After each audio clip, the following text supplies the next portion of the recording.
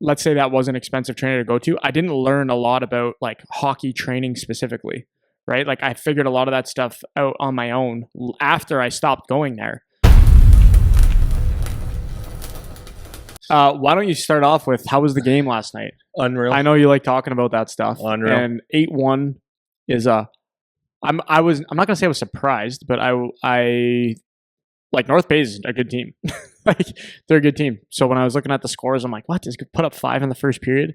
So how was your experience at the now this will be your first time in the second round of the playoffs, right? First time in 5 years that you're going through second round of the OHL playoffs. So what's your what are your opening thoughts after game 1? Well, first of all, all 4 series that are going on now are like really high end hockey, like really good. You could make an argument that anybody could win. All the teams that are left are all like good enough to really win. good. Like Really? if you take Brantford North Bay, so I'll just stick with that series because that's my kids' series and that's where I go to all the games. Absolute zoo. Like the Brantford Arena is absolute zoo. They put on a great show. The crowd goes absolutely nuts. It's so loud and it's absolutely great. So that series, you got Brantford was like number 1 in the league and they have a great team. And they like I kind of figured that this would happen as the hockey gets more intense. They dial up, tighten up, and play really good. Last night they played an almost perfect game. So my concern with that series, because I'm cheering for Brantford, so Right. no bones about it. Obviously, was like okay, so now North Bay is a good team. They're sneaky good, and they have like very good goaltending. 2 lefties to boot. Oh wow. Yeah, very good That's goaltending. rare. Yeah, so Brantford may have so it was an 8-1 win last night, and they played like as close to perfect game as you can. So it goes now. Do they play a perfect game every game? That's not possible. So the question is now, like if we talk about as an individual player, you play 40% of your games at 10, 15, 20% of your games are perfect and good. Everyone's dialed in. Great. 20, 15%, something like whatever that third of the games are going to be, you're off a little bit or guys aren't dialed in, tired, whatever those things. And then in the middle, that 40%, you're going to be what you are. So 60%. Yeah, whatever the math is. Yeah, 60% is going to be what you are. Yeah. On average, right? So let's see where they are if they can stay at the high end of. So they had a good game unbelievable last night. They were firing. Unbelievable. Yeah. Like the D last night, like getting through the neutral zone, Danford, Sandu, Protz, Yerich, all of them, Hank, everybody, they're just knocking pucks away, finishing hits. Like it was just like almost impossible to get through. The goaltending when he had shots where he was outstanding. Offense was great. Shutdown was great. It was awesome for Brantford last night. Now, take in consideration, Brantford getting the home ice advantage. And a little bit more rest than North Bay was because they went in a double overtime game a couple of nights ago. So maybe that plays a factor in their results. That's right. Yeah, you never know, right? So it's not all perfect, but they played a great hockey game. And it was like, what an outstanding team that was last night. So then you go to the other series, so tonight is Ottawa-Barrie. That's going to be like a war. Windsor-Flint is going to be unbelievable. Kitchener-Sioux is going to be unbelievable. And then you got goaltending, you got some teams are really tough, some are really skilled. Like it's a good mix, and it's a burger flip for a lot of the series. Yeah, that's fun. I normally we get that with at work we have the CHL package or whatever. Now it's all flow hockey stuff, so I gotta get a flow hockey thing so I can watch the games because you can't see them anywhere, right? But interesting. So we got we're gonna keep that little mini series that we're doing going. We're on episode 5 right now. So for anybody that didn't watch the first 3, first 4, just as a recap, we had our first one of just like our intro on parenting philosophies. Then we talked about the pressures of parenting in episode 2. Then we talked about age appropriate stuff in episode 3. We talked about coaching in the last episode. And then today we're going to talk about training and skill development. So we're on 5 of 6, and all this stuff is kind of looking at things through the parent lens and trying to give some guidance and advice. We're considering all the perspectives when we're talking about stuff, but mostly just framing it for the parents. So that's what we're going to talk about a little bit today. To start, 2 things that kind of led me into this. One was what Rich sent us this morning, which I'll talk about that for a minute or two. But then I also just had a meeting with the guys from the university about getting into kind of off-season training mode. And I think for a lot of the kids, unless you're in the OHL, a lot of the seasons are winding down. For I think even junior A, junior B, they're getting into like their final series or whatever, like playoffs. where it's coming to a close. So now you're starting to think a little bit more about getting into like a actual plan of training and skill development, stuff like that. So it's actually kind of timely. And not on purpose, but it is timely. So that's one thing that kind of makes this fit. And then the second thing, I think this is just kind of like a good lead in, because we love talking about these kind of stories, is Rich sent you and I a text this morning about TJ Hughes. And I thought this was interesting because I actually didn't even know who he was. And that shows you I don't really keep up with NCAA hockey or anything like that. But these kind of stories are cool because it just shows you that there's always other paths. There's always examples of guys that are doing it their own way and carving their own path to get to the highest levels and all that stuff. So did you know who TJ Hughes was already? Not deep. Yeah. But yes, a little bit. Yes. Sure. So he's a great player. Yeah. So birthday November 9th, 2001. Right. Late birthday, 24 years old. He's 6 foot 185, right hand shot, forward. So not huge. So average as can be. Late birthday, average as can be. So assuming his elite prospects is correct, he played AAA in Hamilton. So he's not in the GTHL. He's in the Alliance, playing for usually not a great team. The Hamilton team in the Alliance usually isn't great. Used to be like, When I played, they were the Hamilton Reps, and they were never good. They were always bad. Well, I think there was two different teams, Huskies and Reps. Okay. Well, this one, the Huskies is in the Alliance. So I played in the Alliance, and the Alliance team at the time when I played was Hamilton. I think it was the Reps, and they were always like bottom end. And like, I'm not one to talk because we were always the bottom end too, but they were not good. Like, we would go into that game like we have a chance, right? Literally, I'm not joking. Like, if we're gonna win a game, like this is the one. Yeah. So I don't know. 2015, 16, 2016, 17 were U15 and U16 for him playing for Hamilton. And I don't know whether they were good or not, but I'm just going to read his stats. So his U16 year, draft year, again, assuming these are correct, there's probably errors and whatever, but just take it for what it is. Give or take, as they say. And an inch here, an inch there. 32 games played, 11 goals, 11 assists, 22 points, 6 penalty minutes. And that's his draft year, 2016, 2017. OHL draft year. Andy, do you think he got drafted? He didn't. You're correct. He didn't get drafted. So what did he do his next year? It looks like he cracked junior B lineup. He played 29 games for Caledonia. He had 27 points in 29 games. And then he got traded, or whatever happened. He went to Brantford 99ers in the GOJHL. Played 17 games, had 2 goals, 4 assists for 6 points. So that was his first year in junior. 18-19, played for Hamilton Kilty Bees, GOJHL. 47 games played, 21 goals, 43 assists, 64 points in 47 games.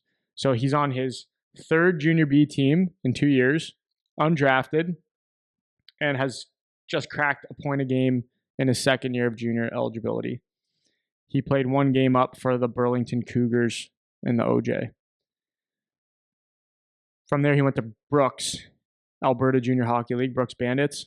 So they're now part of the BCHL, I believe. At the time, they're still in the Alberta League.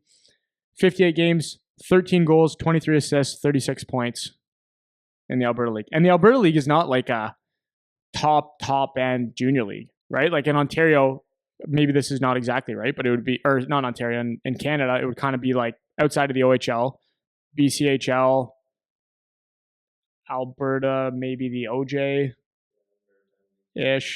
right? You have the Manitoba League, so they're all kind of in the mix, right? A lot of hockey teams. So regardless, then we got into the COVID years, which is interesting. So his COVID year, 2020-21, he played 20 games, had 31 points in 20 games to start that season, and then that season was canceled. So now we're into 22-23. So basically, I think 64 points in 47 games in junior B, like that's a good year, right? But it's not like holy, right? So there's been like nothing outstanding here so far, in my mind, just based on the numbers, right? Based on the numbers. So then he gets into his 2021-22 season. He played 60 games, 66 goals, 61 assists, 127 points in 21-22, and then he got a scholarship of some kind to University of Michigan and went on from there. So I know nothing about this guy. I don't know anything about this guy. But just on first glance, this is like a very like average to above average like trajectory out of AAA into junior. Like nothing like spectacular until that final year that he's in Brooks. Right? Because even if you're playing out there and like his first year, 2020, 36 points in 58 games as a third year junior eligibility, like not like fabulous, right? By the numbers. And he's not big, right? Like six, like he's a fine, like size, he's fine. He's not huge, right? 6 feet tall, 185 pounds. So that's not screaming like he's a, big body or anything like that. And then he goes to University of Michigan. So then he had, 4 great years in his last year. Now he's the captain. And this year he had 56 points in 39 games. The thing that Rich sent us today was talking about him potentially winning the Hobie Baker. And he's the top undrafted free agent right now in all of hockey from what they say, whoever they is, right?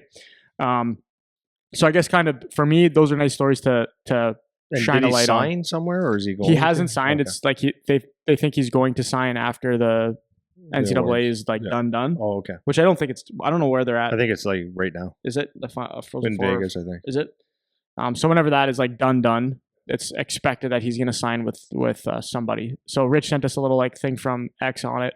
Them just talking about a little bit about his story. So I thought that was a cool thing to highlight for a lot of the players that are going through. Just like these examples, like these things happen. And so, any thoughts on that before I start getting into?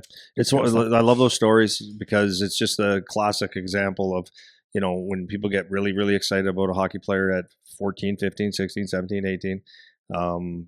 It doesn't mean it doesn't mean nothing, but there's a lot of other players out there that are just maybe taking it serious. Maybe all the work they put in hasn't caught up to them yet.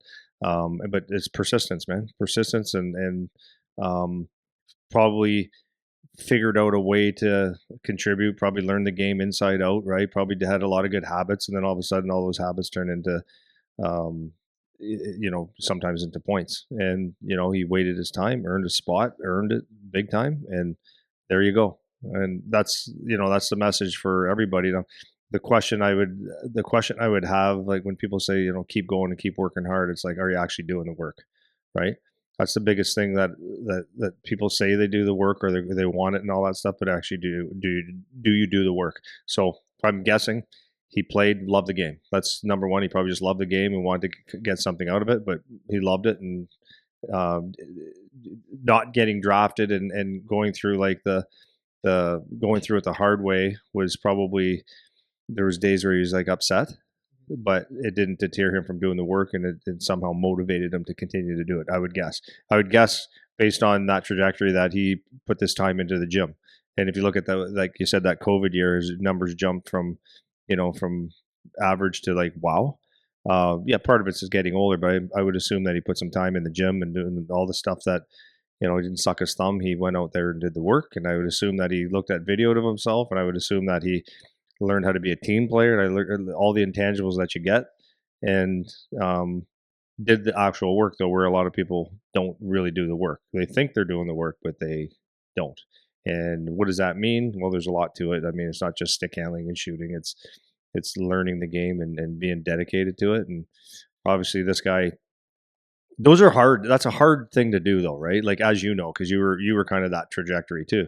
It's being a guy that just keep going, and sometimes there's a little bit of luck involved, going to the right place, the right time. But if you're not doing the work, it doesn't work, right? So it's like something that I like to say a lot of the times is like, you got to pay the price to get what you want. And like another way of saying that is that everyone wants to go to heaven, but no one wants to die. And this guy, I am assuming by the looks of the way he did do anything to be a hockey player, and that's what it screams at me. And then you get rewarded at some point if you do all the right things and you have that base quality of being a good player. Yeah. I don't want to get like too far in the weeds on that, but just like I like that highlighting that, because a lot of our guys are going into their draft, or they're going into the U18 draft, or they didn't get drafted or whatever. Like, that's all coming up again. It's that time of year, and it's just a good reminder. Like, I was talking to Dad today, and I was talking to one of our guys the other day of just to like, I want to get drafted so bad, and like I could just see how important it is, and I get that. Not minimizing it or anything like that, but just there's so much more to it. There's so much more time. There's so much more opportunity and things that you can just keep plugging away on, and you don't want to let one thing just define your whole trajectory because it didn't go the way you wanted. Because like man, like it's every day. Every day there's something that doesn't go the way that you want it to go, right? Well, and it goes back to what we always say, right? Like it's you want to look to the future, you do, and you want to get to a different spot. But like if you focus on so much on the next place you're going to be at or want to get to, then are you putting in the time, effort, and are you actually truly dedicating yourself to where you are? And that's the we talked about that all the time. It's psychology 101, mental toughness 101 is like be where you are, focus on where you are, and do the best. Be present, and if you're present, then it gives you a chance to be really good at what you're doing, where you are, whether it's where you want to be or not. So that all segues pretty well actually into talking about this like training and skill development stuff. So I want to start with, I guess, with all your experience and all your guys that you've worked and all your guys that you've worked with, and just what how I this actually I'm kind of interested to hear your answer too. What would your philosophy be now today on skill development and training? It's like what is your easy Okay, answer go. for me. Okay. Easy answer for me. So I'll just go back to you can go back decades and decades. Don't need to do that. Yeah. But you can. No, like actually, let's do that. Okay. Let's do that because it actually makes sense, right? Because a lot of stuff was trial and error when it came to skill development, being in shape, all these different things, right? So if you look at, you hear stories of Phil Esposito days, like the days of the 70s and guys playing hockey, or even before that, guys that were playing pro hockey, they had jobs in the summertime and training camp was to get back into shape, right? Guys worked in the summertime. Guys went to cottages if they didn't have to work and drank their beer and ate and they didn't it was off season. Right. That's what it was. Off season. The off season was Yeah. off, right? And then they had 6 weeks training camps and you'd bag yourself into shape. So that, with any hindsight, I guess, in hindsight, you look and go, well, that was probably could have been a better player if you put more time into it. But that's what they had for knowledge. Okay, so let's just say in the 70s, all of a sudden, Canada, the superpower of hockey, is playing, and they get the exhibition games, the Canada Cup, where they play the Soviets, and they thought it was going to be a joke. And the Soviets came over, going, "Holy man, these guys are professional hockey players." And that series, as everyone knows, went down to a game-winning goal. Like it was 8 games, and it was split right down the middle. And Canada went, "Whoa, what are these guys doing?" And it was a different brand of hockey. It was, instead of dump and chase and hitting, they would have puck possession. They would be all over the place. Like it resembled like a really fast soccer game, right? We don't have a play, we'll send it back. And then they looked into the training and it was like, okay, they trained 11 months of the year. They trained like 10, 11 hours a day. It would be on the ice, off the ice, and the weightlifting programs, like the coach would be sitting there in the gym that they had and had them do all kinds of crazy stuff. Like you'd see Vladislav Tretiak in the snow and he always had to carry a ball with him. I was telling this when I started working with Igor Larionov. So is that true? Like, because Trechek and the goalies had to carry a ball and have a ball in their hands all the time. He goes, "Oh yeah, how do you know that?" And I said, "Well, because I read the book." He was like, "So really?" I go, "Yeah, it was interesting to me, man." So like goalies are always doing that kind of stuff, and they would do somersaults in the snow or outside with their pads on, or without their pads on, but the somersaults, getting up and being in a goalie stance, and almost like Russian dancing and stuff. So it was all about, like, if you think of what the goalies did then. The idea of a goalie was like athletic and fast and Dominic Hasek would be the closest thing to that. If you look from the 90s, 2000s, like he was the closest thing. But then the goalies changed into position, and now you got names for like the reverse VH, and now it's about angles and just the puck hitting them and being big. So like the athleticism's gone and all that stuff. You look at the hockey itself; it went from dumping. Well, let me change. And then the 80s and 90s came, and guys were like, there was more of an emphasis on lifting weights, right? Guys were lifting weights a lot more, and it was still kind of premature to what training has become now. Skills coaches, you never heard of it. Never heard of a skills coach, right? You heard of power skating and hockey skills, but it was like nothing like, you have a figure skater, an old school guy showing you how to bend your knees and stuff like that. But was there anybody like really good? There's a Laura Stam that came out. She had a hockey school like that taught skating, and maybe it was good, maybe it was not. I don't know.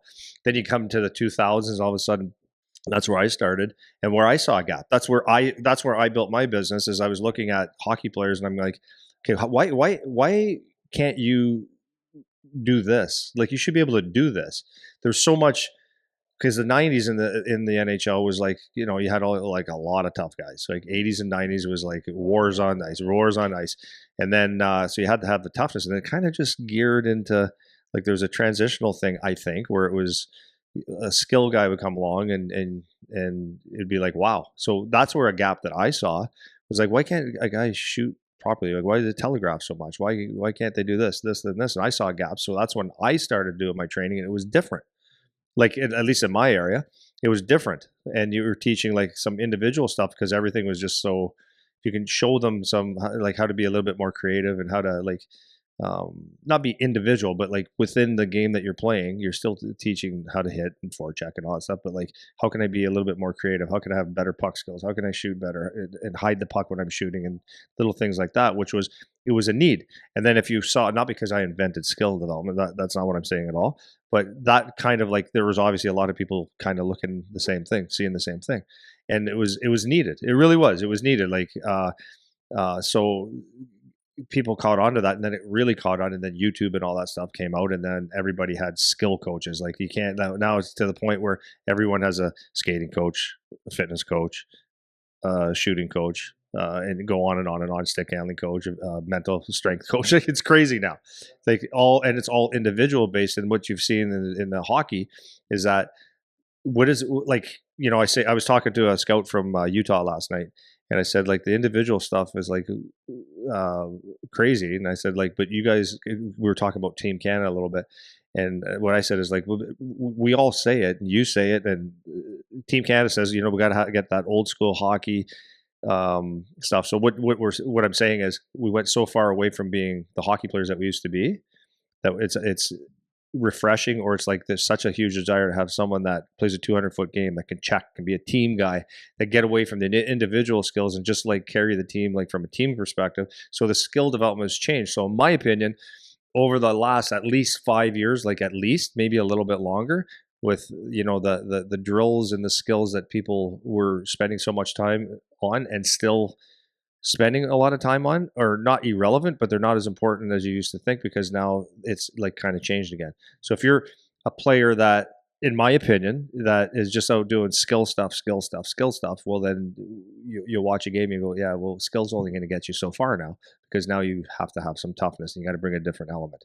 So to me, where it's changed now is that, yes, you should shoot with precision and learn how to do quick releases and have all kinds of different weapons when you shoot. Like, it's necessary. You need to handle a puck at a certain level, and all that kind of stuff, right? But what you need to do is know how to play with that skill. So you need to be able to use your teammates better. So now I think the more that you want to develop skill, it should include other people, where and battles and stuff like that. How do I use my skill, but to make my teammates better? So making small plays in 5, 10 foot areas. That's what I would look at as the skill development now. Like, so I think the people that can figure out how to have a certain amount of skill, but like get to the net, back check hard. I don't want to just say block shots, because it's easy to say those because they're the hardest things, but they are the hard things to do. And there's not enough guys that do that. So the people that learn those skills more are the ones that are going to probably get more opportunity, in my opinion, because everybody is still training the same way. Like, not everybody. There's still the bulk of the people that think hockey training is, get my skills coach, go around the pylons, the peps, all these different things. And it's like, yes, there is a time and a place. Yes, it's good, but it's not how you play hockey. So get your touches, fine, but learn how to use those touches and put them in areas where, instead of maybe doing X amount of stick handling camps, maybe do X amount, like lower those stick handling camps and have a desire to learn how to get to the net, tips, stuff like that. Yeah. That's all I'm Okay, saying. Is that a long answer? It was, but it was a lot of info. So to like maybe sharpen it up a little bit, um, we talked about like age appropriate stuff before, but just to like retouch on that a little bit in this context. So at what point? I guess two things. One is there's the concept that a lot of people say and promote of like game transferable skills, right? That's like a new buzz thing. So first thing would be, what does that mean for you? And then second, which is kind of like what you're talking about. And then second would be, at what point do you shift your focus from, basics, fundamentals, individual skills along your development journey to like, okay, I need to start focusing more on what will actually Yeah. work in the game. Yeah. Okay. I think you can mesh. More or less. You can mesh everything together from the youngest levels, right? So I'm going to need you to go back and go one step at a time. But like what I'm going to say, like 1000% is, no matter what age you start hockey, it's not about training for something. It's not. It's about playing hockey, play hockey. There's so many people and parents that think that, okay, since he's playing, I got to train him, right? Like I don't. When my son played baseball, I didn't get him a batting coach. Like play first, play, and then you and I, as a dad and I, or Uncle Daryl and Uncle Ray and Uncle Jeremy, will play some catch and maybe we'll show you a couple things. Like I remember teaching that to Charlie in the backyard when we would play catch, which we played all the time. Anytime a ball would come, he would turn his glove over, right? So I explained to him, well, simple. It is a skill development, right? Like you don't turn, like if it's on this side, your glove side, you don't have to turn your thing over. Just keep it open, and that's how you catch. If it comes across, that's when you turn your glove. Oh, okay. And then you started doing that, it became better. Like that is skill development. Like, but I didn't need a private coach for that, right? So there's a little bit of common sense.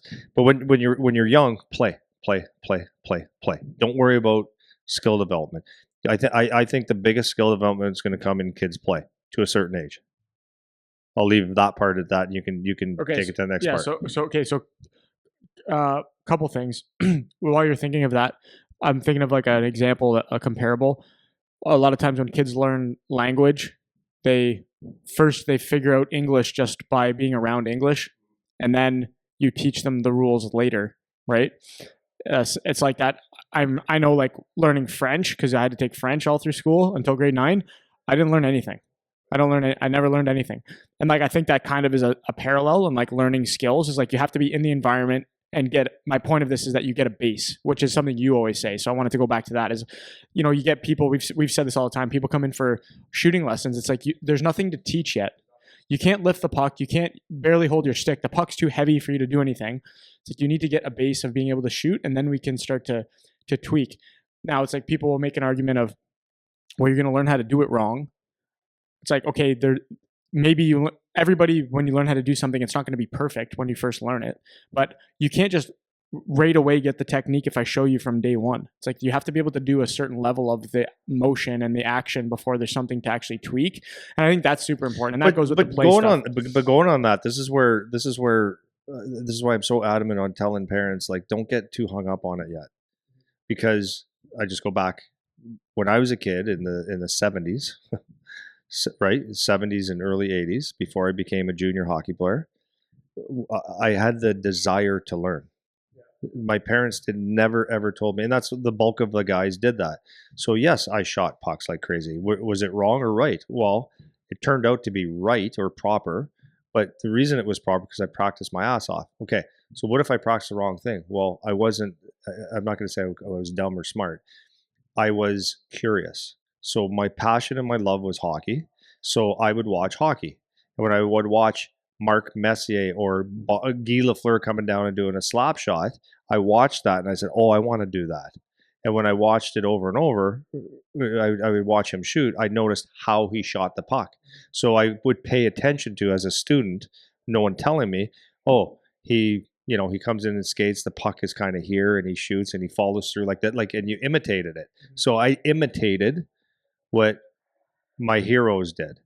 So they're the best in the world. So if I imitated it and I took that practice, and in my own head, honest to God, in my own head, I would be in the basement or outside shooting or out in the outdoor playground in practice. I always envisioned that I was at something very important. I was that person. So in my head, I would say, and he's coming down the ice, and he's coming down one on one. I would say it out loud, and I would have a crowd in my head, but I would practice like the best I could of how Wayne Gretzky did, like a Gretzky curl or a pass or a shot, whatever. And that creativity and that desire and imitation is what led it to me. So like, would I have been able to shoot a puck if I would have shot pucks at home without any of that? What kind of knowledge am I talking about here? Practical or instructional. Like by mistake, I found the stuff because I was curious. If I wasn't curious, would I have found that, or I would have shot pucks? Would I have fixed it? I don't know. Maybe I would have just said, "Oh, I don't have a good shot," or "I got a good shot." I would have fixed it. But I think I was so curious, I wanted to have it so bad that I found a way. So I guess this is what I was trying to say: is like today, you can watch any hockey game if you're a favorite player. You can go watch all their shifts. There's a million ways to watch someone do something. And if a kid is very curious, he would do that and watch and say, okay, I'm going to try that. I'm going to try this. Right? So if the kid's not doing that, then a parent doesn't need to take him to a shooting camp to teach him because he might not be curious enough. You're curious. You want it to be better. The kid can find a way to do it. That's what I'm saying about that. Yeah. Okay. So like maybe broader philosophical point, because I think this goes back to what you always say is like teaching kids to be curious, ask questions, and probe. Like this was my parents were so good at this, man. It's like, and you're probably the best I've ever seen like in front of me that like doing this is like probe for people to give you real answers. You know, it doesn't matter what the question even is. It's like if they're eating their dinner, it's like, do you like that? Yes. Why do you like it? What do you like about it? I'll like and get them to have a reason for what they think and have an opinion because that is actually a skill. Like that's part of skill development. Like get them to ask a question about what they're doing because they'll carry that into something else. Like that's a really good strategy for teaching, like getting kids to understand. Because if they don't ask, then they never develop the tools to be curious if they're never probed to think more deeply than right here. Right. And you were mentioning this a little bit last week about asking why and then why and then why and then why and like do that a few times. So you have to get some layers deeper into why you think about things. And I think that helps with all of this stuff because then when you get out and practice, I used to do the same thing. I was literally picturing myself. I lived on a cul-de-sac and I'd play the whole game in my head. Like I won, you know how many times I won the Stanley Cup? I won the Stanley Cup all the time. 8 times a day. So like that, all that stuff will play into it because as they start to move and feel what things feel like, then they'll start to ask because they have the skill that you brought it up to them, right? So and then like I don't know if this was the next question or if I missed something, but like when do you start teaching stuff? It's like, where that blends is that when they do play hockey, it doesn't have to be like major teaching moments, but it's like it's coaching cues, I guess we can call it if you want to be technical, or it's just showing them little things, right? So like if you're playing street hockey, like that's how we did it. Like if you had the ball on the street and you had a 2-on-1 or you had a breakaway, but it was a 2-on-0, let's say, and a guy was ahead of you, then that's where you go. You move the puck or you move the ball. You play hockey. It's like, look at that guy because that's how we play hockey. And you just teach that over and over. Are they going to get it the first time? No. When you're 7, 8, 9 years old, kids just want to score goals and that's what they think about. But if you're giving those coaches, you got to move the puck, pass the puck to this guy. It's like, it's a little thing, but it's like, that's how you develop, right? Mm-hmm. Yeah, 100%. So I'm going to throw it like, we didn't do this last time, but I'm going to do it this time. I'm going to give you like a tagline with no context. And I just want you to talk about like the first thing that comes to mind when I say the thing to you. Okay. So first one that I wrote down was more is better. So if I say more is better, take that however you like in the context of this conversation and what do you think? Are we doing with that right now? More is better, oxymoron. It is an oxymoron because less is more as well. More is better and less is more. But like if I ask for a cup of coffee and you give me half a cup and you say less is more, I'll say more is less.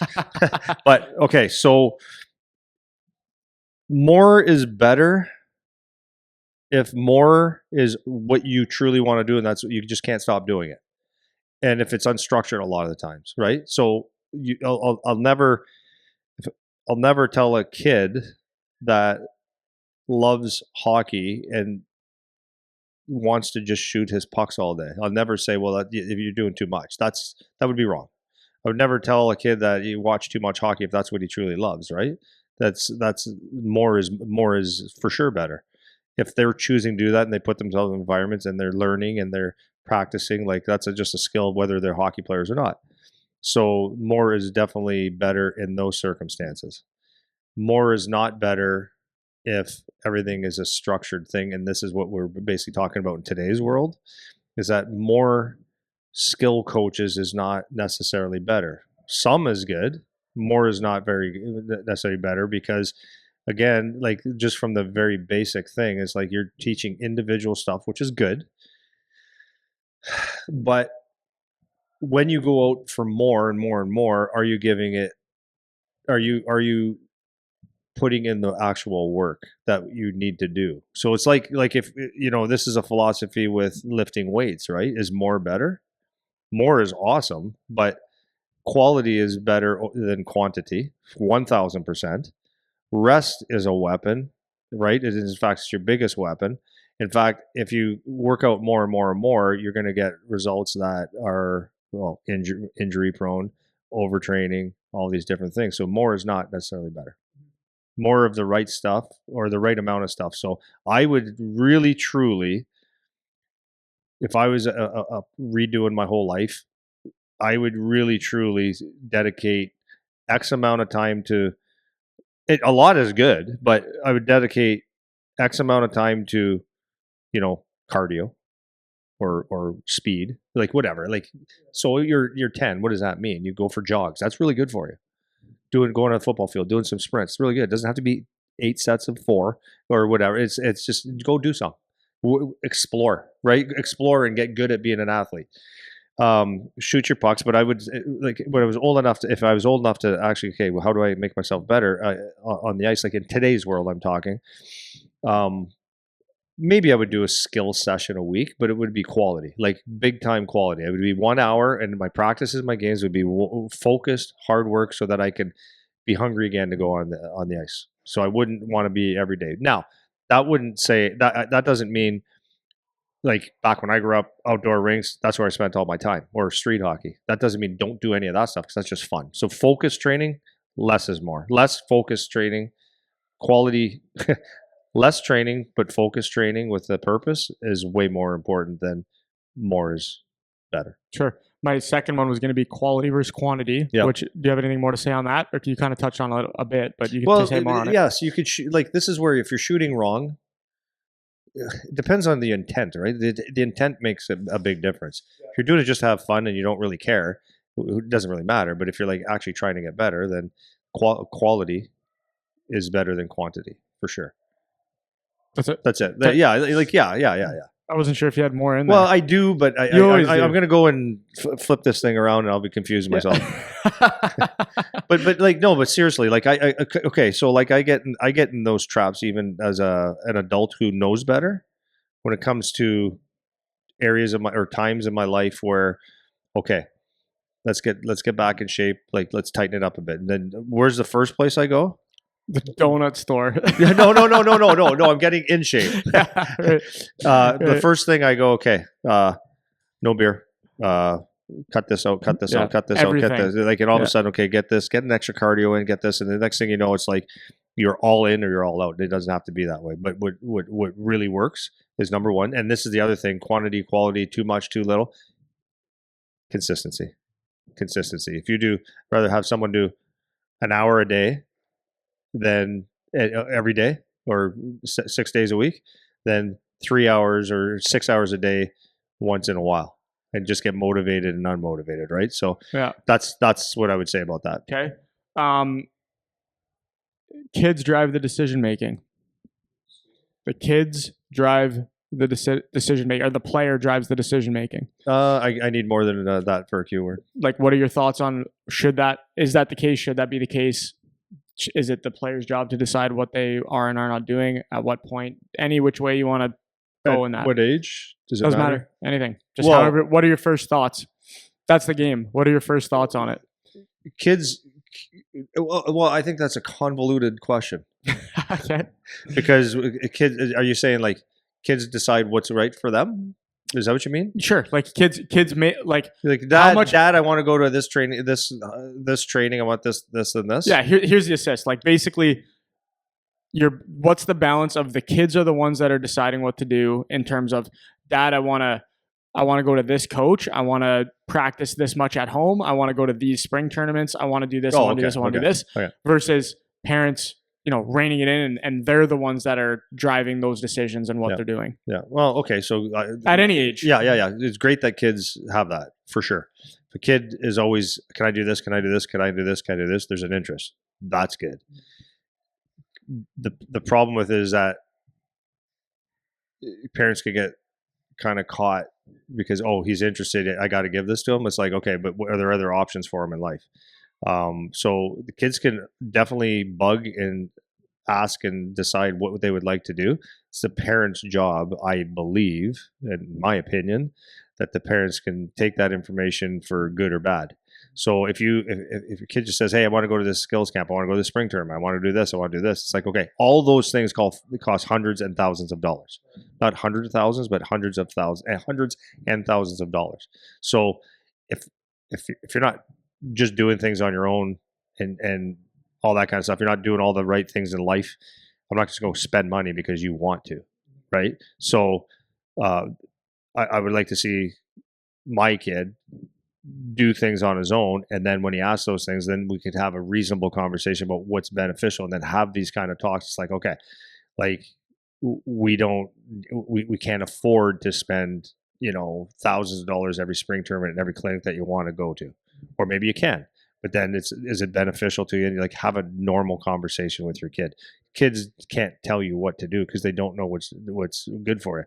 Like one of the big things that we had with all our kids, but like I'll use Charlie for example, is like when we were going from hockey. Like I told my wife, not that I told her what to do, but I told my wife when we had our kids young, I said, like, they can play one travel sport, maybe two, like if it's like travel meaning just your local area, so it's competitive, because we can't run around all over the place all the time. And then Charlie was playing lacrosse and hockey, and they ran into each other, and we would have been at a hotel every weekend. And then finally at 14, I said, Charlie, talked to my wife. I said, Charlie, I hate saying it. I hate talking like this, like, because I love you more than anything in this whole world, and I love watching you play sports.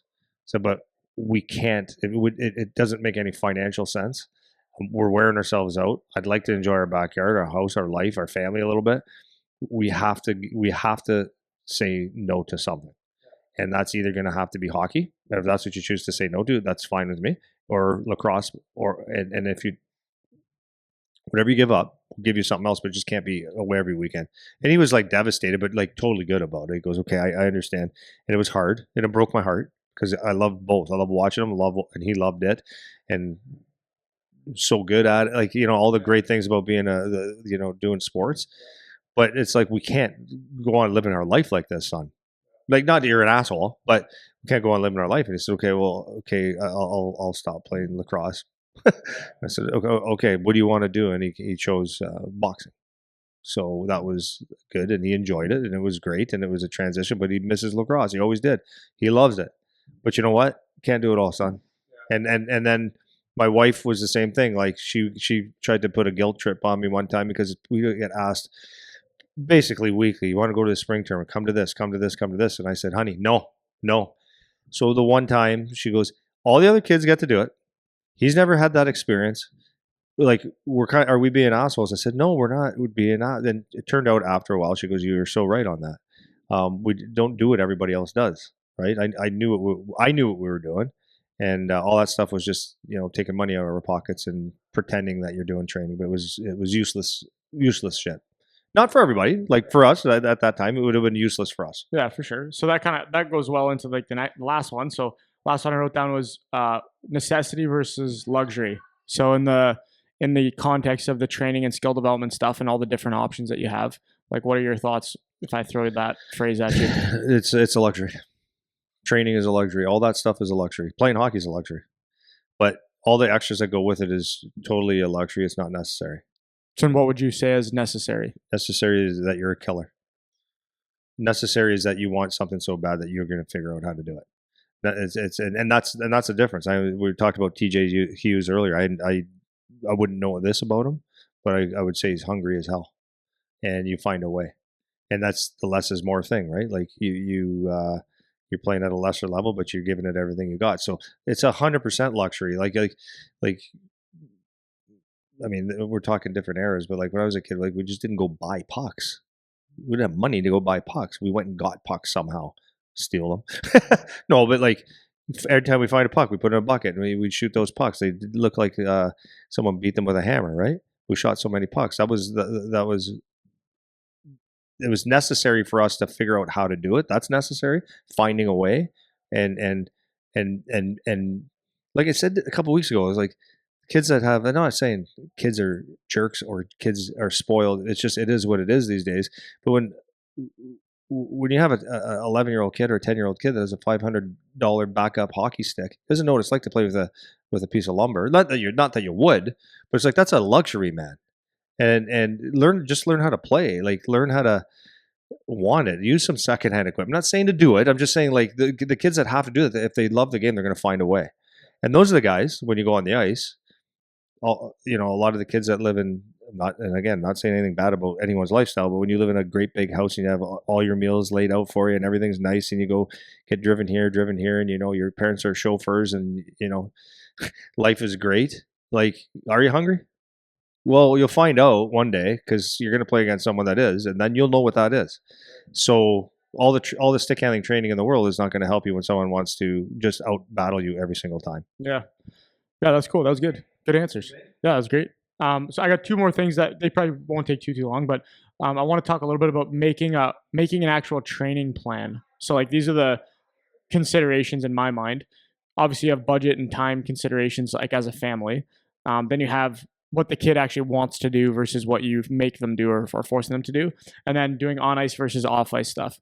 So for us, like just to keep it, because there's a lot to talk about there, but to keep it in context of like we're heading into the off season, and a lot of kids are going to be like, okay, like what should I do through the off season? Like what's the structure I should follow? And we'll take it up to like you're old enough to not be just a little kid where just go do whatever and it's fine. Like it's time. You're old enough to have some type of a structured plan or program you want to follow. So what's the math? What's the decision making? So let's take let's take our U16 guys, right? The draft coming up, they're going to go to junior camps. They could go to camp every weekend if they want to. Now they're balancing getting more serious about the gym. They still want to be on the ice to do some training. They got off ice stuff they want to do, obviously. So like, what's the math? Yeah, it's really tricky. First of all, I would say as a young kid, you don't have to train. You're going to get it. Like, boy, am I being controversial a little bit here? I don't mean it. Like, you don't have to train, but you should be interested in doing sports when you're younger. Once you get to about 12, 13 years old, you get some hair on you and stuff like that. Like, it's beneficial to do some, but it doesn't have to be like learn how to squat, learn how to do, but jumping, all that stuff. Like that's what your basis would be. If you're getting into the junior levels, like we have our training here, and it's really beneficial. It's part of the package that we have here. But you could sprint. For the age, yeah, for the age appropriate. Yeah, but you could sprint, and that's going to be a very good benefit. You could do push-ups, and that's going to be a really big benefit. You could run hills uphill, and that's really beneficial. You could jump up a hill, one-legged jumps, lunge up a hill, all those different things, right? Is that enough to say about that? Like, there's a lot of ways that you can get very strong and athletic. Is your point being like you don't have to go pay for somebody? You don't have to. Yeah, you don't have to. As long as but if you're looking at it from a training perspective, and you don't have money, or your parents don't want to pay for it, like you can do it, right? When I was second year junior, I used to run up these sand dunes in Sudbury. Like, we probably should have killed ourselves. It could have been like an avalanche of sand, but we used to do that a little bit. We used to go to the track. Like, we found ways to be creative, right? Push-ups like crazy. We'd have push-up competitions all day, and they became strong enough. If you can afford it and you can get someone to train you, it doesn't have to be ridiculous, but it would be a good idea at the junior level if you had a decent trainer, but you don't have to have one.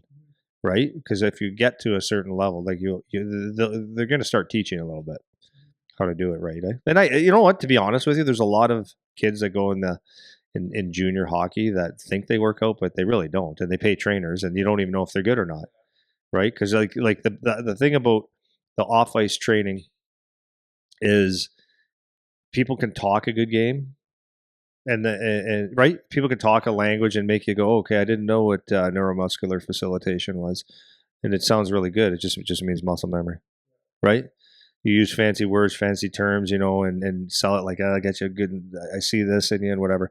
Anyways, that's that. But I would say, like, what should you be looking for, like on ice and off ice? It's not necessarily what the kid wants. Like, what he wants would be great.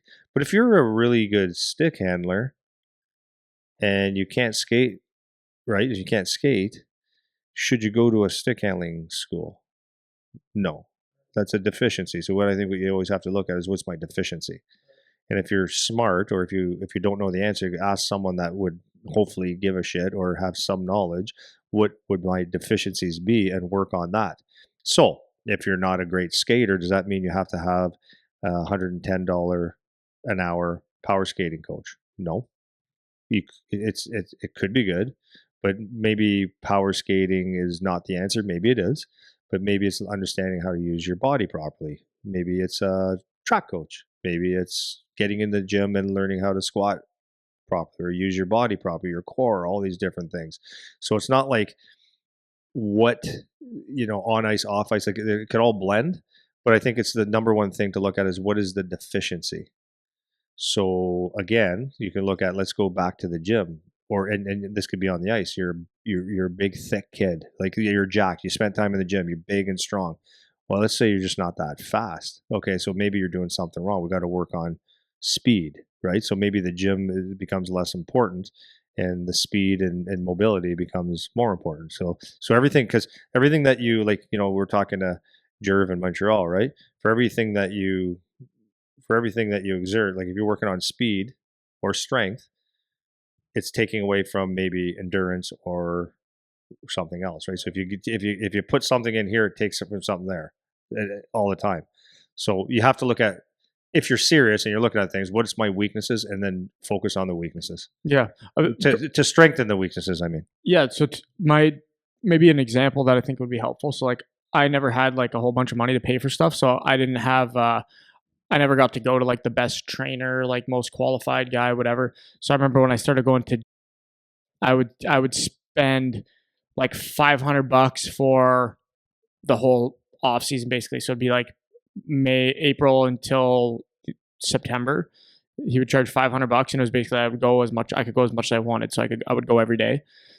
So it ended up being like relatively inexpensive, like per session. And I didn't go there and learn like everything about. So like some people might hear that and be like, oh, like that actually is expensive. Okay, fair enough.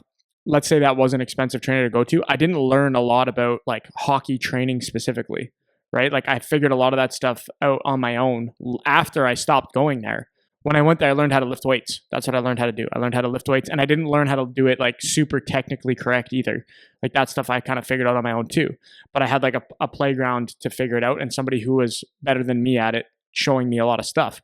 So like that was good, but it wasn't crazy expensive. If I would have went to a Good Life or a public gym of some sort, maybe I wouldn't have picked it up as quickly because I didn't have the example, but I probably could have relatively similar. And at that time, we didn't have nearly the online resources either, like not even close, right? So like now you could get top tier programs for like $0 almost if you're online, right? So there's all kinds of stuff like that you can go off of. But my point to that is, I worked with. One thing I learned what the gym that I went to is I learned how to try really hard. And I played with so many guys that they had the fancy trainers, they had all of the stuff, and they never learned how to actually work in the gym. It was always like the don't want to do too much mentality when they were in the gym, right? And these are guys that were going and paying the top amounts for all this stuff. When I started training guys, I knew that I wasn't coming out with 15 years experience in the NHL and whatever. So it's like I can't charge these guys that much money, right? So it ended up being like $10 a session for these guys. Some of them less if it was depending on the volume and all that. Because I knew like I can't rinse these guys that much in the gym. Like who am I to charge that much? And what I taught them was like, yeah, I'm not going to be the like 100% best hockey specific off ice strength and conditioning coach, but I'll teach you guys how to work. I'll teach you guys where you're at, like what's appropriate for your level. And then over time, I started to get obviously much better at the hockey specific part, the more that I learned, but I was never like, people didn't have to break the bank to do off ice workouts with me, right? A lot of times if they go on the ice and do private lessons and stuff, that's where stuff gets more expensive, right? So my point to that is just there's kind of echoing what you're saying. There's so many ways that you can figure out how to improve things and how to create a plan. That's why we can't give you like a one size fits all plan, other than to say at the start of the off season, you should be more focused on the gym, less on the ice. And as the off season progresses, you start to flip the balance where towards the end, you're more on the ice and less focused on the gym. And that doesn't mean you're in the gym less. It just means like the way that you're focusing your effort changes, like that's the only rule of thumb really. So, but that's what's important. If you're going to create a plan to think of it the way you're saying, is identifying what your deficiencies are and where you need to work, and then construct a plan based on that rule of thumb of like less on the ice, more in the gym, turning into more on the ice, and less focus on the intensity of the gym and the volume of the gym as you get ready for the season. So anything else kind of on that, on the plan part? This is something important that parents probably should remember too. And I'll ask you a question. When someone goes drafted in the OHL and they go to their first OHL camp, is everything perfect? No. Do they expect to have a perfect specimen at the camp? No. Right. How? What about in the NHL? No. So like a lot of the times when when people ask these questions and they get over excited or like in such a hurry to get everything done properly, it's like it's impossible. Like there is no properly. It's actually probably even not. It's not beneficial necessarily to walk into the OHL or NHL or whatever level you're going to and have everything tip top. It's good, but it's like where else do you improve? Then you might be at your peak, right? So you can't have expectations that you have a 16-year-old kid or a 17 or an 18-year-old kid that walks into their first OHL camp, CHL camp, and body fat's 8%, excellent. You're 6'1", perfect. You're 194 pounds, perfect. Skating is perfect. Your stick hand's perfect. Your speed's good. Like it's not going to happen. So I think it's really important to do some training, some lifting, push-ups, like all the old school basic stuff. Like even if you were, there's going to be guys online that go, okay there, bud. But if you just learned how to squat and just get strong in the most simplest ways, you're going to be, but the most important thing if you're getting drafted, because this is what they're looking for. They're not looking at your body fat right now. They're not looking at your whatever. They're looking at how you play. So if you have a compete level that's off the charts, that kid's probably going to work out, probably pay attention to working out. Most likely. Competes really hard, skates well enough, skills well enough. Like that's why you got drafted. So from there, over the next year or two, that's where you can start piecing it all together. Because if you don't, like, who's to say, like, it's just the truth. Like, why? Yes, you want your kids to be dedicated and work out, but like to what extent, right? It's got to be mostly self-driven, like intrinsically driven. So you can spend a whole lot of money, but what if they're just not good enough to even get drafted? And they're just not good enough, not dedicated enough, don't have to compete and stuff like that. And you did all the right things, but you just don't have a player. Like it seems like a little bit backwards, no? Yeah, for sure. Yeah. So like, I think the most important thing is play the game, practice it, and play, and work out, do all the things that you can do on your own to a certain degree, and get some help to a certain degree. But once you get close to that level, then you can start really dialing in what you need, right? Yeah. This reminds me of, like, maybe just to close the loop on the plan making thing. What's the saying? Like, don't let perfect be the enemy of the good, or something like that. There's like a saying, something like that, where like, great. Don't be great. Don't let great be the enemy of good. Whatever. You get my point. Like it's not going to be perfect. So when you're trying to make a plan for yourself or whatever, things change so much that like the only way you could ever have, you need to do some trial and error when you make a plan, but the only way you would ever be able to really perfect a plan would be, hey, like you're going to be Sidney Crosby and he only ever plays for the Pittsburgh Penguins and he's going to be there for the next 25 years. And every summer he can have the same exact routine and tweak it and tweak it and tweak it and tweak it and tweak it. But even with that, every year that goes by, oh, you got a new injury. Now you have to do this thing with your knee. Now you're getting older. And so everything is so dynamic and changing that you can't expect things to be perfect. So for kids and a lot of times kids are looking for that. Like I remember looking for that when I was in my junior years of like trying to figure out what to do. It's like I'm looking for like, oh, if I just had that program, like if I just had this framework that somebody could give me, if I just had like, that, and that's the mindset a lot of the times, and you're not going to have that. Even if you did have it, it still wouldn't be perfect anyways. So just do what you can with what you have to build the best kind of structure that you can build, and just be okay with it, because it's like it will never be perfect. Even if I gave you all the resources, the amount of kids like I like not. This is not to pat myself on the back any more than necessary, but like I know a lot about food, and you know how many questions I've gotten about food this year from the kids that are at the academy here every day, can talk to me every day. The amount of questions that kids have gotten that I've gotten about meal plans, not even close to enough, man. Not even close. Not, but that's not unexpected. Like a lot of the kids, they just don't know what they don't know. They don't know what questions to ask. They're not there yet. They're not in that mindset. So like for that, from that perspective, it's just do the best you can and build a plan best you can based on what you know. And then to your point, it's only going to matter if you're good enough at hockey. Yeah, you got to be good enough. Right? You just got to be good enough at hockey. And good enough, and then you got to be good enough. Good enough will get you in, and then your compete level and doing the little things are what's going to make it all the difference in the world. For sure. Last one, and then we can shut her down.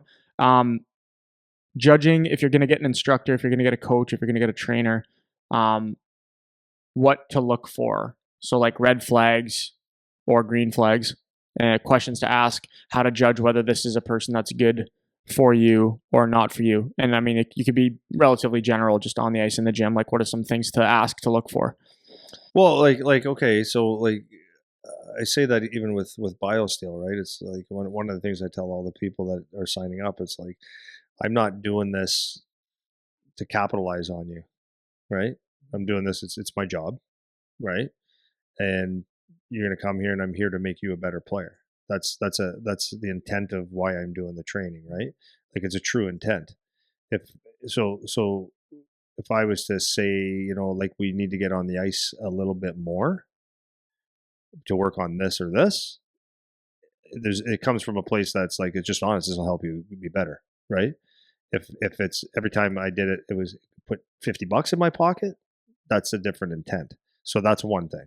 Number two, like, what makes someone qualified? And that's where I think it's critical. And not everybody has to be like, for different levels. I was saying this to my brother-in-law about goalie coaching. I said, most suck. And he goes, well, you're just a jerk sometimes. No, listen to my words. They suck. And I said, and I gave him a whole bunch of reasons. And I said, I'll tell you the two around here that are really good. And he goes, why? And then he went to one of them. He goes, yeah, you're right. He was really good. I go, yeah, the rest is a waste of time, because number one, they didn't play, and they're just putting stuff together. When you get someone like Matt here, that you ask him a question about a goalie, and he goes on a 5-minute rant about all the little details, there's something there. But then the next most important thing, okay, no, let me back that up. So like, when you're young, if you have a young guy, like, maybe all you need is a mentor, like someone that will shoot pucks on you. Here's, if you come over to whatever, $10 or give you free ice or whatever to shoot pucks at my kid's blocker and trapper side, like do some shots, and if you know something, you can point some stuff out. Like, that's good. It's a mentor. Maybe he gets more shots that way. At a different level, maybe there's someone that just teaches you a little bit of stuff, but then there's a point where, okay, now what makes someone good? And that's going to be where I said, like last week, is like, you start asking questions, right? So you need more ice. Okay, why? Like, why do I need more than one a week? Oh, because, what's the answer? What's the answer? If it's not a real answer, then that's probably the depth of his knowledge. If they say you need less ice, so why? Oh, because less ice will keep you focused, and we do this session, we work on one or two things, you go to practice, have some games, keep these things in mind, then when you come back next week, we're going to have a plan that maybe builds on that if you've gotten better, but you can actually focus on what you're doing. Okay, but ask the questions. The more questions you ask, the more people are going to know, and that's to me the number one indicator of what someone, not necessarily why they're qualified, but it gives you a good indication if they know what they're talking about. Does that make sense? That's my number one thing would be with that. And then if someone is in the business of training and because a lot of people that are in the hockey world don't really understand less is more, who's a good trainer, who's not. Like you could always ask for references or ask for people, who are some of the people that you've trained? I mean, it's a good question. And if the answer is zero, it's like, okay, maybe you're not that qualified. Maybe you are, but you haven't done anything yet. So maybe I shouldn't trust everything that you say. They have a list of 600 players that, or 600, more than the NHL. But if they have, a list of players that, moved on to junior B, junior A, OHL, some college, maybe a couple pros, like they've been doing it for a long period of time and you get good feedback from people, well, maybe that's a good indicator too. And then the last thing is it's got to be a good fit for you. And I say that to a lot of people. With me, they want a private lesson, like usually I don't do that anymore. So, but if they want a private lesson and stuff, there's how many people that I say it's not a good fit, man. Like you and I, it's not going to be a good fit. It's not because you're a jerk. It's not because I'm a jerk. It's because I already know that you and I are not going to get along because I could see maybe it's a work ethic, an attitude, or something like that. This is not going to work. It's not just take the money, right? And vice versa. If the guy's a jerk and you don't like him or it doesn't work, then it doesn't work. But then sometimes you need someone that's hard on you because you're lazy. I don't know, but you got to have a brain when it comes to some of this stuff. Yeah, for sure. I think that's a good summary. Good summary. Anything else on like training skill development to close it out? Otherwise, I'm good. No, I'm good for now. Yeah, Cool. I'm good. Okay, so that's episode 5. So we're gonna have one more. Seems to be well received thus far.